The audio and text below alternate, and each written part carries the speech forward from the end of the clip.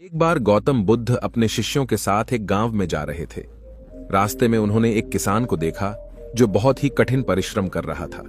किसान दिन भर खेत में काम करता था और रात में अपने परिवार के लिए भोजन जुटाने के लिए मेहनत करता था। बुद्ध ने अपने शिष्यों से कहा, तुम इस किसान से सीखो। वह बहुत ही मेहनती और समर्पित है। वह अपने परिवार के लिए अपना सब कुछ देता है। शिष्यों ने कहा, लेकिन गुरुदेव, वह बहुत गरीब है। वह दिन भर काम करता है, लेकिन उसके पास खाने के लिए भी पर्याप्त नहीं है। बुद्ध ने कहा, धन से खुशी नहीं मिलती है, खुशी तो अंदर से आती है। यह उस व्यक्ति के पास होता है जो खुश रहने के लिए समर्पित होता है।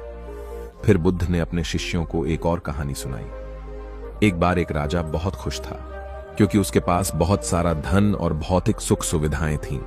लेकिन एक दिन वह एक साधु से मिला जो बहुत ही खुश था। साधु के पास कुछ भी नहीं था, लेकिन वह बहुत ही प्रसन्नचित्त था।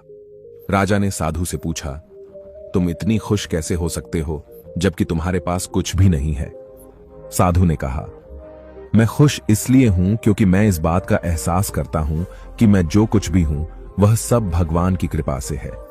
मुझे जो कुछ भी मिलता है मैं उसे सराहता हूं और मैं हमेशा इस बात के लिए आभारी रहता हूं कि मैं इस दुनिया में मौजूद हूं। बुद्ध ने अपने शिष्यों से कहा, इस कहानी से हमें यह सीख मिलती है कि खुशी धन और भौतिक सुख सुविधाओं में नहीं, बल्कि मन की शांति और संतोष में होती है। बुद्ध की यह प्रेरक कहानी हमें यह सिखाती है कि हम अपनी खुशी को दूसरों के साथ बांटकर और दूसरों की मदद करके भी बढ़ा सकते हैं।